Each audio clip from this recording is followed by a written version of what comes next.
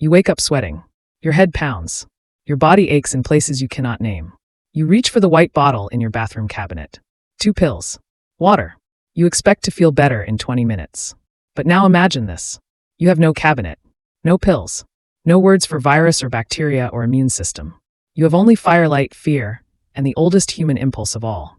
You reach for something else entirely. And somehow, against all logic, it works. This changed everything. Everyone knows that modern medicine saved humanity from disease. Antibiotics, vaccines, surgery. We built a world where infections became inconveniences instead of death sentences. But something does not add up.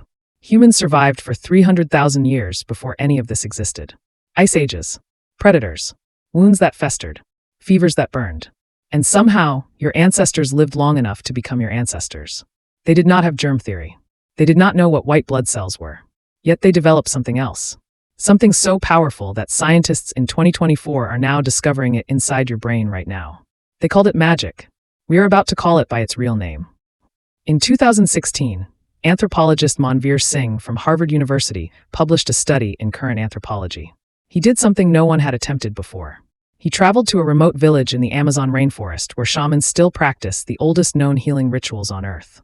Singh watched a man with infected leg wounds lie on a dirt floor while the shaman burned tobacco, chanted in a language the patient barely understood, and blew smoke across the wounds for 3 hours straight. The shaman never touched the wounds, never applied any substance Singh could identify as medicinal.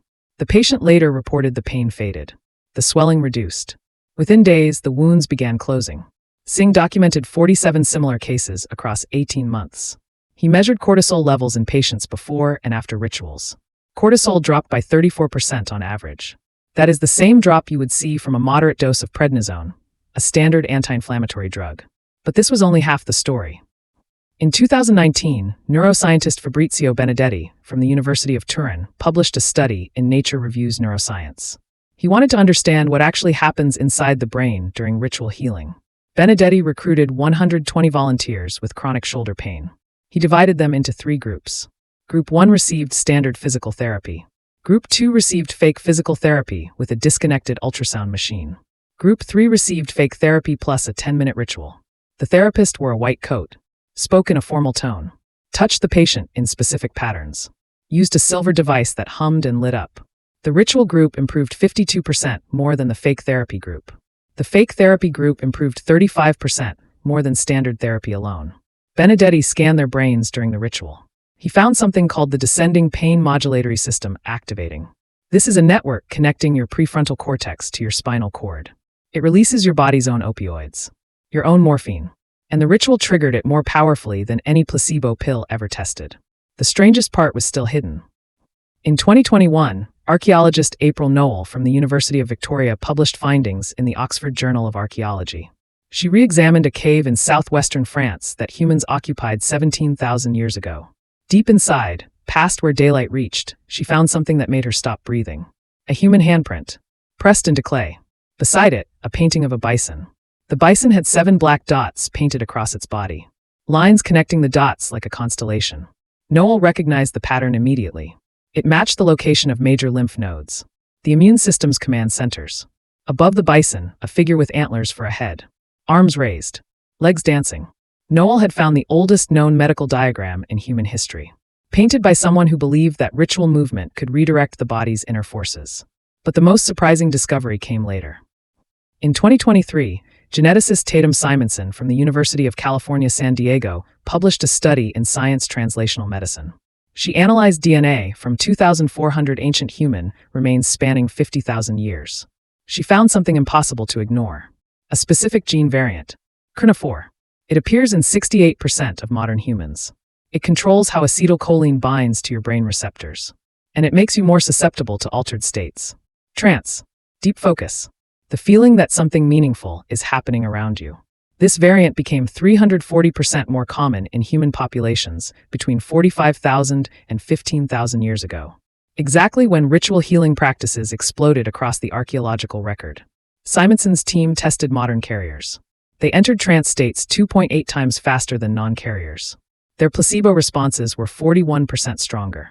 Evolution did not give you this gene by accident. You thought ancient humans believed in magic because they were ignorant. But the real reason was biological engineering. Your ancestors who could surrender to ritual healed faster, survived infection better, lived to raise children who inherited the same susceptibility. Natural selection turned your brain into a healing machine that runs on belief itself. This means the placebo effect is not a bug in your system. It is the original feature. Before pharmacies, your brain was the pharmacy. Scientists call this the neuroimmune gateway. Your prefrontal cortex receives social signals.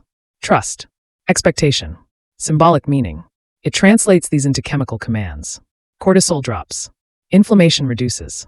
Natural killer cells activate. The same cells that hunt cancer and virus inside you right now. This changes how we see ourselves. You are not a rational machine that occasionally feels hope. You are a hope-driven organism that occasionally thinks rationally. Your biology was optimized for a world where healing required community, rhythm, and the feeling that someone powerful was fighting for your survival.